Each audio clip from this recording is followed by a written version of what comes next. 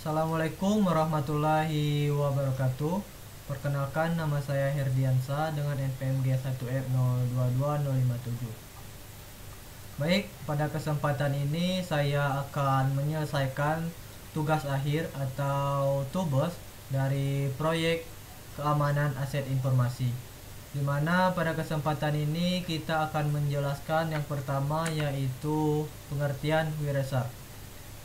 Di sini pengertian WIRESAR adalah sebuah perangkat lunak open source yang digunakan untuk menganalisis lalu lintas jaringan komputer secara mendalam. Nah, dengan WIRESAR ini kita dapat menangkap, memeriksa, dan memvisualisasi data yang melewati jaringan, termasuk protokol, paket, dan informasi header lainnya. Alat ini sering digunakan oleh administrator jaringan keamanan cyber dan pengembang untuk mendeteksi masalah jaringan.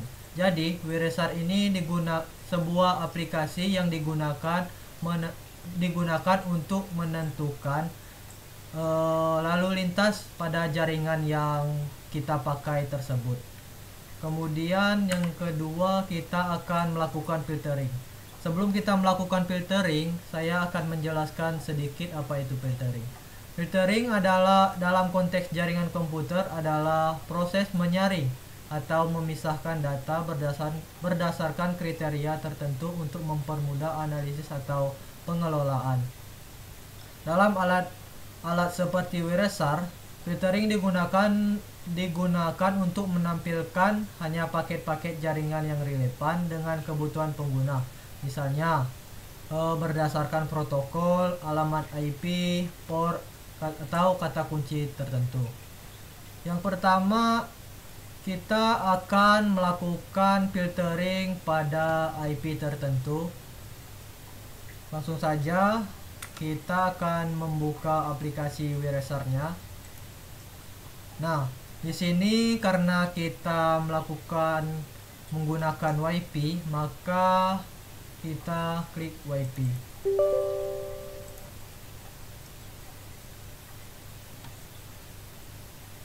Maka pada WiFi yang kita gunakan, dia akan menampilkan IP yang ada pada jaringan yang kita pakai. Kemudian kita akan memeriksa IP tertentu dengan menggunakan kode seperti ini.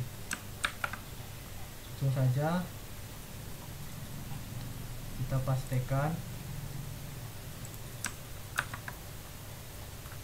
lalu kita klik. Nah, pada aplikasi ini dia akan menampilkan IP yang telah kita ketik tadi, yaitu 192.168.1.7. Nah, kemudian yang kedua, kita akan melakukan filtering ke sumber IP. Jadi di sini kita akan lakukan filtering pada, kita ubah saja ini menjadi SRC, karena kita akan melakukan sumber IP, mengecek sumber IP-nya yang ada di jaringan yang kita pakai. Maka dia akan muncul ini IP source-nya. Kemudian yang ketiga, kita akan melakukan mencari tujuan IP kita, yaitu dengan mengubah IP DST atau IP destination kita ubah DST. Maka dia akan menampilkan IP destination-nya yang kita gunakan. Kemudian kita akan melakukan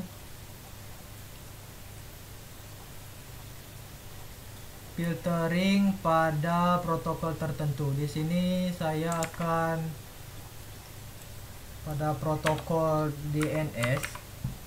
enter, maka dia akan muncul berapa protokol DNS, berapa jumlah IP-nya, bisa dilihat. Kemudian kita akan melakukan filtering pada port tertentu menggunakan kode ini. Copy.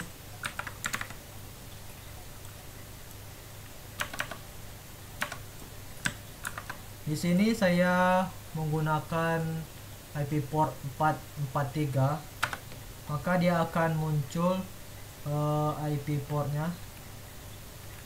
Nah, ini 443 IP port yang hitam ini 443. Mungkin itu untuk cara filtering data atau mengecek IP yang ada di jaringan tersebut secara terpisah. Kemudian selanjutnya kita akan melakukan proses uji coba pembacaan paket untuk menemukan username dan password.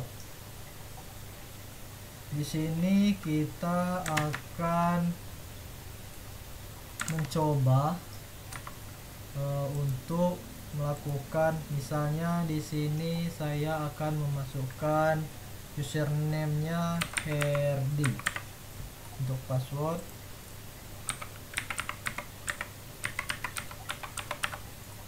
kita coba login. Kemudian kita akan cek username dan password yang telah kita masukkan tadi di Wireshark. Kita klik.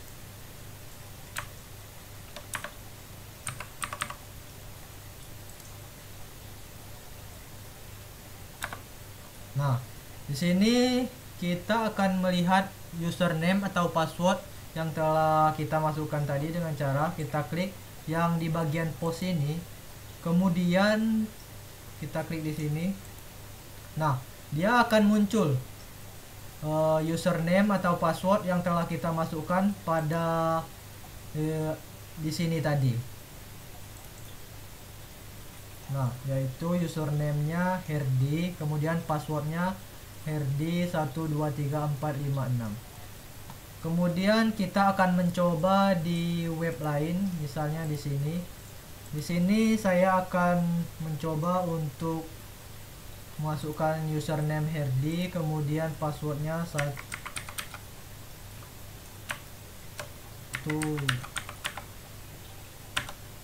kita login. Kemudian kita lihat di Wireshark-nya. Di sini kan tidak nampil. Nah, kita lihat di Wireshark-nya.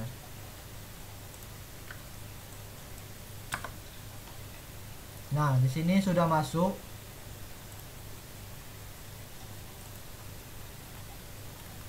Nah, jikalau misalnya di sini tidak ada username atau password yang telah kita masukkan di web tadi, maka kita akan mencoba mengeceknya lebih detail. Kita masuk ke port post, kemudian kita klik kanan, kita klik follow, kemudian kita klik TCP stream. Maka di sini kita akan melihat beberapa informasi. Nah, di sini terdapat username yang kita masukkan tadi, kemudian di sini password yang telah kita masukkan tadi. Ada banyak informasi yang akan kita dapatkan di sini.